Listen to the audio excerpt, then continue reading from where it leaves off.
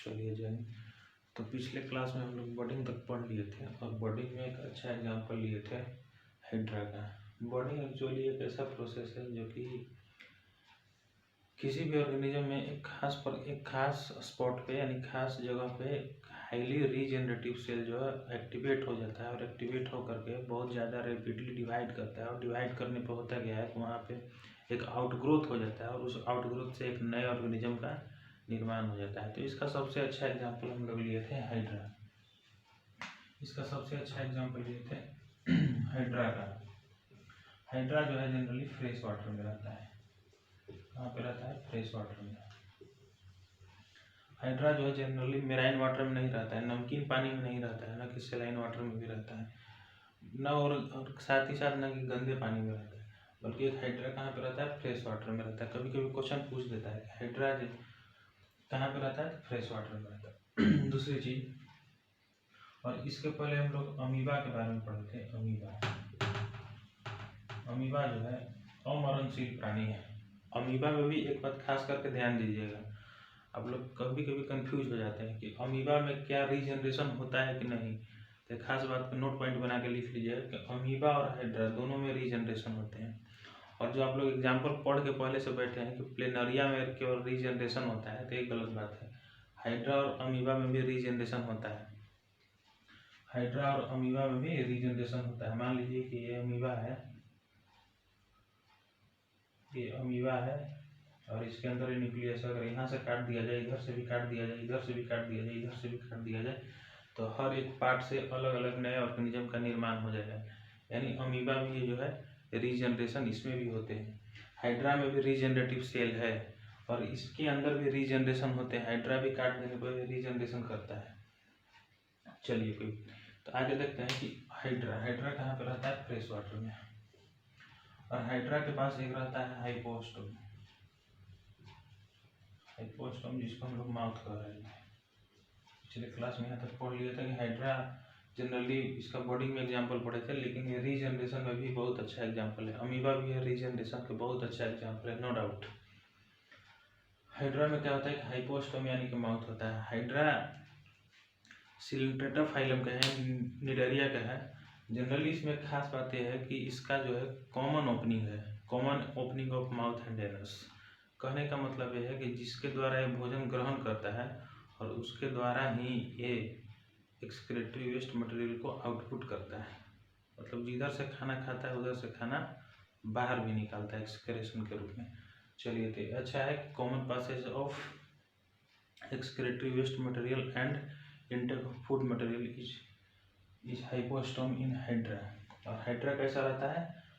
Fresh water में रहता है। और हाइड्रा के पास एक चीज और रहता है, टेंटिकल्स। हाइड्रा के पास एक चीज और रहता है, टेंटिकल्स। टेंटिकल्स यानी कि हाथ। कहने का रूप है कि हाथ जो है इसका पैर का भी काम करता है।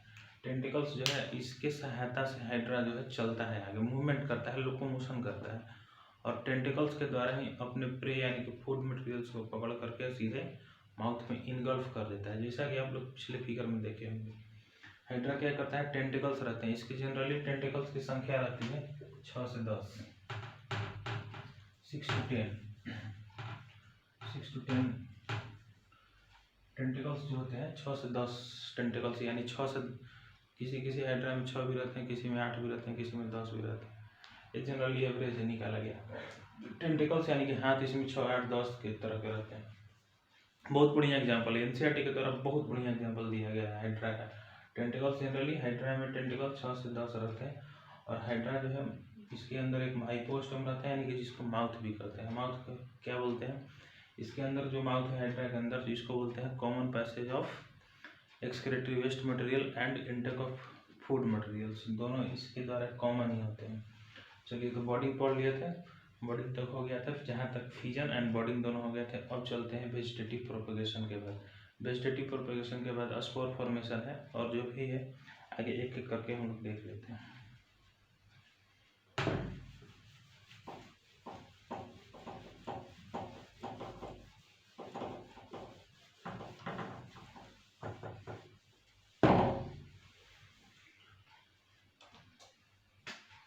उसके बाद है वेजिटेटिव प्रोपगेशन।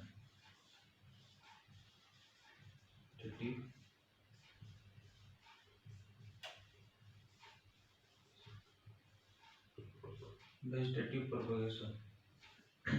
वेजिटेटिव के मतलब होता है वनस्पति, वेजिटेटिव के मतलब वनस्पति, प्रोपगेशन के मतलब विस्तार। वनस्पतियों के यानी प्लांट्स के विस्तार के बारे में इसमें पढ़ते हैं कि प्लांट्स कैसे अपने आप से विस्तृत होते हैं। प्लांट्स में खास बात है कि इसमें सेंस ऑर्गन्स के तौर पर इसमें नर्व सेल नहीं पाए जाते हैं और इसमें दुख और दर्द नहीं होता है। प्लांट्स को दर्द नहीं होता है कटने पर, एक ही कारण है कि इसके अंदर नर्व सेल नहीं पाए जाते हैं। अब देखिए कि प्लांट आखिर विस्तार कैसे करते हैं। मतलब आलू एक है हमारे पास तो 2 आलू कैसे बन जाएगा, 10 आलू कैसे बन जाएगा, 50 आलू कैसे बन जाएगा। अदरक एक है हमारे पास तो 10 अदरक कैसे बना देंगे। तो आइए सब कुछ देखते हैं। वेजिटेटिव प्रोपगेशन जनरली विस्तार तो होते हैं वनस्पति यानी कि प्लांट्स। वेजिटेटिव के मतलब प्लांट्स यानी कि वनस्पति, प्रोपगेशन के मतलब विस्तार, एक से अनेक बनना। तो आखिर बनते कैसे हैं। वेजिटेटिव प्रोपगेल्स के द्वारा कैसे बनते हैं, प्रोपगेल्स के द्वारा। ये कैसे विस्तार होंगे, तो प्रोपगेल्स के द्वारा। प्रोपगेल्स क्या आते हैं, जैसे प्रोपगेल्स का एग्जाम्पल है runner, rhizome, sucker, tuber, offset, bulb. Runner, rhizome, sucker, tuber, offset, bulb के सबसे पहले चलिए इधर से देखते हैं बल्ब जो होता है ओनियन प्याज। आप लोग देखे होंगे कि प्याज रखा जो होता है, कभी कभी प्याज के अंदर से ही एक फूट करके ऊपर की ओर एक ग्रीन कलर का स्टैक निकल जाता है ऊपर से, इसको सगा प्याज भी कहते हैं। बल्ब। ऑफसेट की सबसे अच्छा एग्जांपल है वाटर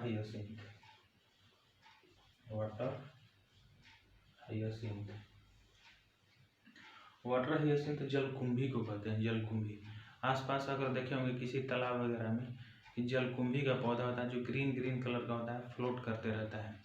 तालाबों में देखिएगा कि फ्लोट करते रहता है। वो वाटर हाइएसिंथ जो है ऑफसेट के द्वारा विस्तार होते हैं। ओनियन कैसे विस्तार होते हैं, तो बल्ब के द्वारा विस्तार होते हैं। और ट्यूबर जो है जनरली पोटैटो में होते हैं। पोटैटो यानी कि आलू की खेती आप लोग देखते होंगे कि एक आलू जमीन के अंदर डाल करके उसको मिट्टी का भराव कर दिया जाता है। उसके बाद कुछ दिनों के बाद लगभग 60 या 90 दिनों के बाद देखते हैं तो उसमें से कई आलू 10-15 आलू 20-25 आलू निकल आते हैं। उसके बाद देखते हैं शक्कर। ये शक्कर बनाना के केस में यानी कि केला के पौधे। केला में खास बात है कि केला अपने पूरे जीवन काल में बस एक ही बार फलता है, दोबारा फलता नहीं। केला अपने पूरे जीवन काल में एक ही बार फलता है, फिर उस पौधे से कोई फल नहीं निकलता है। तो एक बार अगर केले की खेती होगी तो उसको काट दिया जाता है, फिर उसमें से उसी के जड़ से निकल करके एक नया केले के पौधे निकल जाते हैं। उसको क्या बोलते हैं, शक्कर। किसके केस में होता है, बनाना। राइजोम ये होता है जनरली जिंजर के केस में। जिंजर यानी कि अदरक देखे होंगे आप लोग। अदरक को क्या किया जाता है कि जो अदरक हम लोग खाते हैं वही अदरक जो मार्केट से ला करके खाते हैं वही अदरक क्या किया जाता है, जमीन के अंदर उस डाल करके उसको मिट्टी के भराव कर दिया जाता है। उससे तो नया अदरक बहुत सारे अदरक के रूप में ले लेते हैं। उसके बाद है रनर होता है स्ट्रॉबेरी के जो लोग खेती करते हैं वो लोग बहुत अच्छे से जानते हैं कि रनर जो है स्ट्रॉबेरी से कैसे निकलते हैं। सबसे पहले खास बात ध्यान दीजिएगा कि वेजिटेटिव प्रोपगेशन में हम लोग क्या पढ़ना है कि वेजिटेटिव प्रोपगेशन का मतलब ये होता है कि वनस्पति का विस्तार। वनस्पति अगर न कहें तो सीधे प्लांट्स का विस्तार, प्लांट्स में अगर न कहें तो सीधे पौधे का विस्तार। पौधे का विस्तार कैसे होगा, तो प्रोपगेल्स के द्वारा। और plants are grow by the process of propagules के द्वारा। अब प्रोपगेल्स बहुत सारे होते हैं, जैसे runner, rhizome, sucker, tuber, offset and bulb. एक प्रोपगेल्स और होते हैं जैसे कि ब्रायोफाइलम में होता क्या है कि ब्रायोफाइलम का जो बर्ड्स होते हैं वो उसके लीफ से ही निकल जाते हैं, उसके पत्ती से ही अगर बर्ड्स निकल जाए तो उस केवल और केवल केस में होते हैं ब्रायोफाइलम। और भी सारे प्लांट्स में होते हैं। बहुत सारे तरीके हैं प्लांट्स को विस्तार करने के, लेकिन जो मुख्य तरीके हैं आप लोग के सिलेबस के हिसाब से बस यही इतना पढ़ना है। Okay, that's all. फिर अगले क्लास में हम लोग देखेंगे वेजिटेटिव प्रोपगेशन के बाद जो भी स्पोर फॉर्मेशन, और उसके बाद धीरे धीरे हम लोग सेक्सुअल रिप्रोडक्शन पे आएंगे। और उम्मीद है कि जनवरी में सारे बायो की क्लास समाप्त कर देंगे, बायो और केमिस्ट्री की क्लास।